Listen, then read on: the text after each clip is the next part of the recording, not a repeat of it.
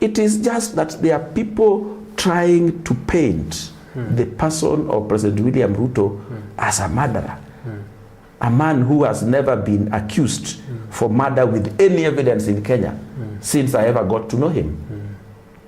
But every death, they want to look for a way of linking it to the government, which is not true. If Jirongo was where he was at that time of the night, these people should be asking the bigger question, why was he there? A very warm welcome to Red Ring Media. My name is Duncan Jamal, and of course I'm the #1 Gen Z in this country. Now, ladies and gentlemen, there are a lot of questions that the Gen Zs have been thinking about in this country, in the political arena, and we have one of the most amazing guests, Mheshimiwa for that matter, and we will be asking him a lot of questions that you have been asking. Now, ladies and gentlemen, before we introduce our guest, please take this moment to subscribe to this channel before we answer this question. Thank you. Now, ladies and gentlemen, help me to welcome Mheshimiwa Odoyo. Duncan, you know, I'm normally a very loud person, so you can be sure you will get all the answers loudly and clearly. Thank you sana Mheshimiwa. Now, Mwesh Adi, asante sana kwanza kukuja kwa set. Thank you. I feel at Gen Z, hata unakaa young bado. No, I'm young, very young actually. I just need school uniform and Debunking school. Tutakupea. Now, Mwesh, how have you been? I'm good. I can't complain. I'm doing well in Kenya, and I always pray for myself and others. Oh, wow. Yes. Christmas, New Year plans? I can't complain. It's been fine with me. Yes. Now, Mwesh, let's just run to what is happening in the country, and the Gen Zs really want to know these things. If truly, like, what you know, they just want to pick your mind on what might be going on. Now, Jirongo's death, Honorable Jirongo's Yes. death. Yes. Mwesh, did you ever cross paths with Jirongo in your lifetime? Yeah, I met him. There's a time we even had a chat. He's an ordinary, happy soul. So far, a good man. I can't complain about him. Yes. Oh, wow. A good man. He's a good man. Jirongo was a good man. Very generous to the core. Yes. That one memory that you have of him, maybe someone else out there don't know. A lot of people have come out to say that he was a good man, but that one that Mheshimiwa Odoyo and Jirongo exchange, and then hii ni memory yenye inafaa ibaki, you remember? Jirongo was a man who would be very ready to chit-chat with anyone. In fact, he'll find out who you are much later. That means he is an open book. He's not somebody who will speak after finding out who members of his audience is. No. Jirongo would tell his story only to realize later that one of the persons in his audience was part of that story. That's who Jirongo was. And as I was telling you earlier, Jirongo was generally a very generous man. From Lower Land, he's only second to Atwoli. And nationwide, I think he's second to President William Ruto. People do not know President William Ruto. One of the reasons why he actually became the kingpin of whatever strongholds he is the kingpin is because sometimes when people would go to meetings, at the end of the meetings, people would walk away, but President William Ruto would wait to clear the bills, would wait to ensure that the delegates get transport to go back home, even if he was not the host. That was President William Ruto for you, and that is who is still today. So Jirongo, President William Ruto, Mheshimiwa Atwoli, those are people who are very generous to the core and happy with their audience.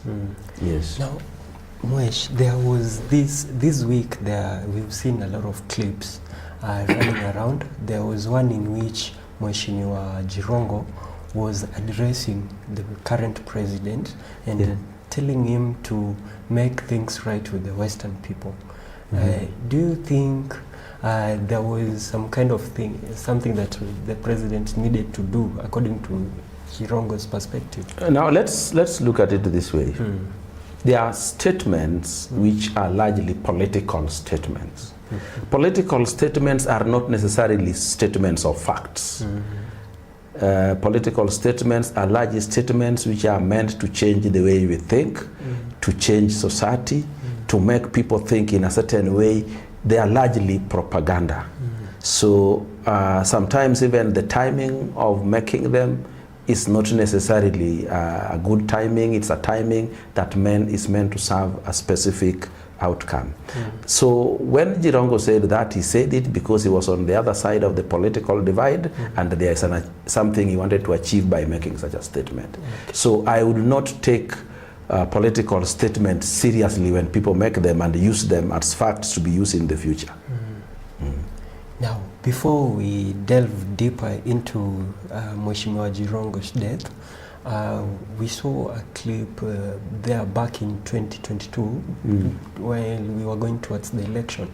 The former president, Uhuru Kenyatta, stated clearly in one of his address that mkichagua hawa watu mtaona watu wakianza kudisappear. Or something like let me just quote him a little bit.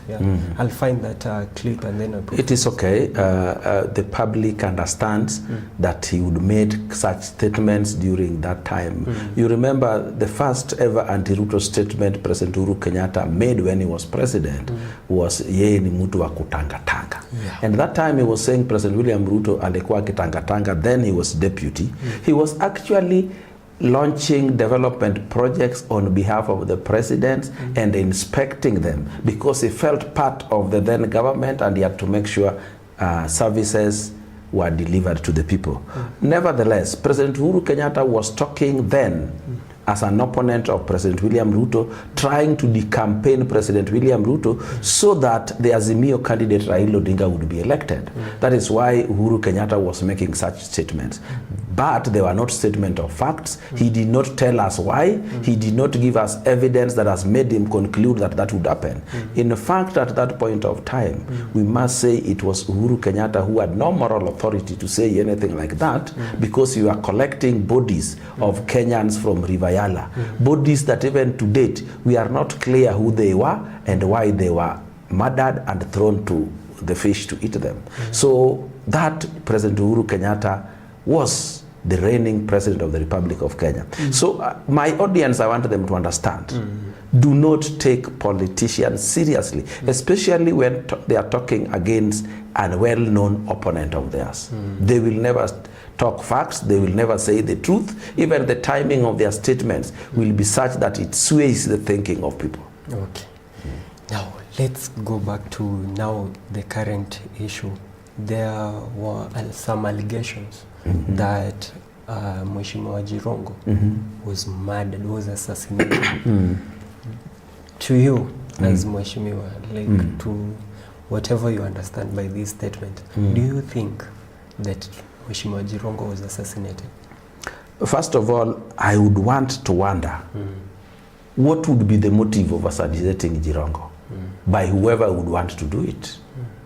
And if he was assassinated, then it must have been by another private Kenyan who had private disagreements with him, nothing to do with the public and nothing to do with the government. One thing we must understand about men, myself, Jirongo, and many others.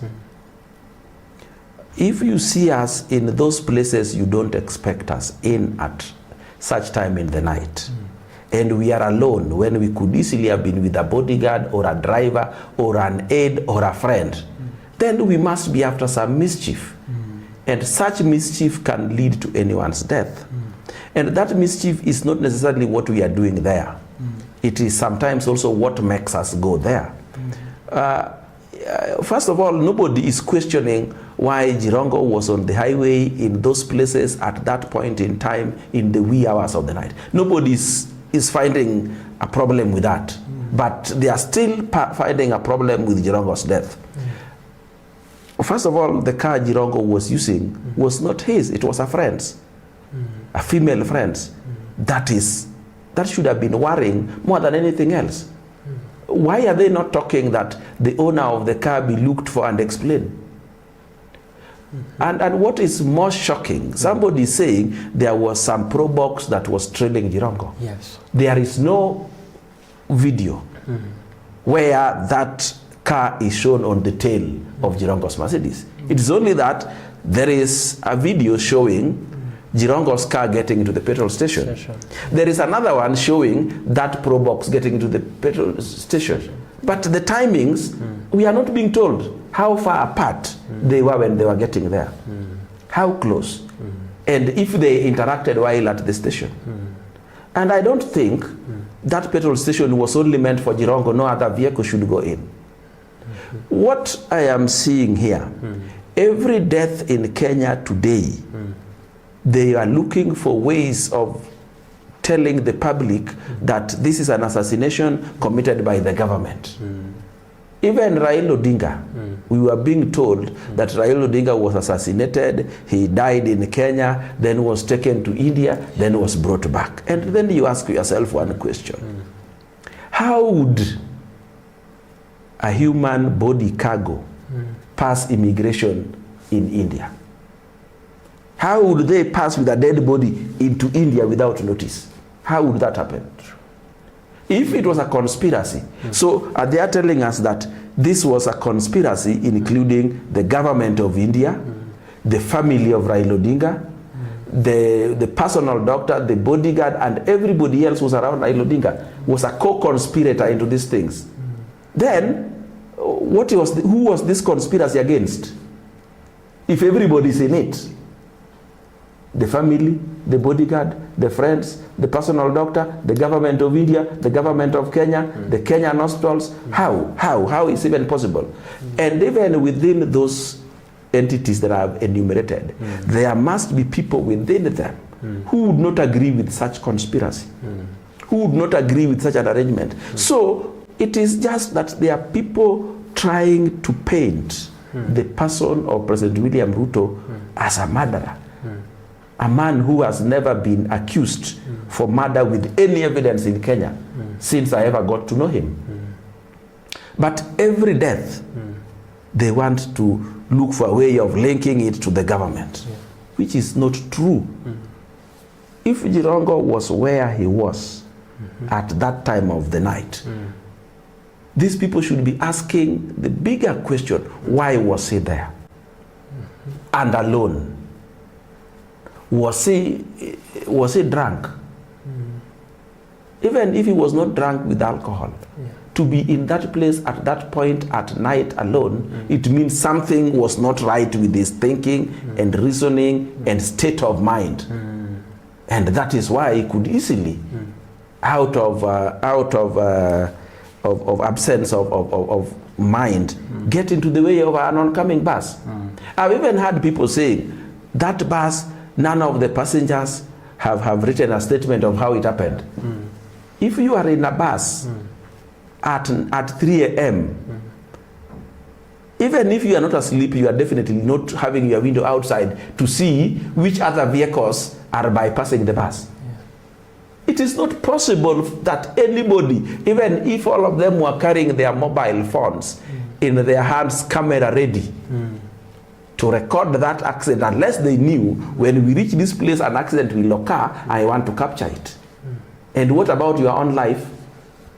So when you hear educated people say, how come all the passengers, none of them captured the accident?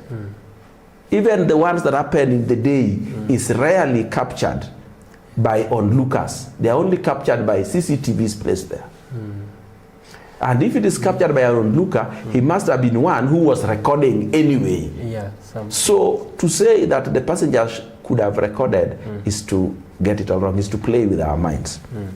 Now, Mwesh, before Mheshimiwa Jirongo ended up in Naivasha, he was having, it is said that it is in public domain now that he was having some conversation and some uji, as the president says, with the speaker, the current speaker, Mheshimiwa Wetangula, and a few of his friends. Now, today at his burial, Mheshimiwa Boni Alwale went right out and asked Mheshimiwa, the speaker, to do what? To tell the public what was discussed. Do you think Boni Alale is insinuating that the speaker is privy to Jirongo's death? Boni Alale is mischievous and is just trying to be cheeky. Because even if it was not Wetangula who had a conversation with Jirongo, anybody else could have had that conversation because Jirongo did not live in isolation. So it is just a coincidence that hours or days before his death, he had a conversation with Wetangula. And if you are chatting with a fellow countryman, you are not under obligation to tell the public the content of your conversation. You are not under obligation to tell anybody. Men could be having men talk. Yes. It could even be talk that can destroy somebody's family if you took it to the public. True. So to tell somebody that because Jirongo has died, people who spoke to him last must tell the public what they were speaking, I think is to get it all wrong. And even if they were to tell the public what they were speaking, it is not going to tell us how he died. All we know is Jirongo had an accident. I don't know whether somebody went behind his car and pushed him onto the way of the bus now that he was in the car alone. How? If the CCTV at the station could record the car getting in, it would have also recorded if somebody was pushing that car onto the road. It could have also recorded if the car had the Jirongo in it but there was no driver but it was moving. That definitely is not possible because you need a lot of timing with the bus coming, and if you knew the bus would be... It's all nonsense. It is simply people who are hell-bent on trying to paint the government and the government as a hand in Jirongo's death. If there is anybody who has a hand in Jirongo's death, it is Jirongo himself, his car, and probably I do not even blame the bus driver. Okay. Because Jirongo was hit head-on on the lane of the bus. No, Mwesh. And because he was coming from side road, the bus could have not seen him in time. Because the bus was on high speed. Okay. Now, Mwesh, there is this question that is on everyone's mind. Do you think there are assassinations that are state-sponsored? Let me tell you, to be very honest, from the time President William Ruto was sworn in to date, yes, there is nothing I can claim or I can even suspect is a state-sponsored assassination. One of the reasons is for the state to assassinate anybody, there has to be a very clear motive that when the person is eliminated, the state and the government will be stable.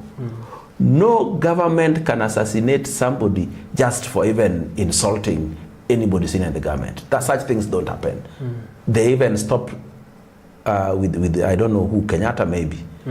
So there's nobody I look at his death or her death and I say this one the state may have had a motive and the way the assassination has the death has taken place, it is probably an assassination. There's nobody.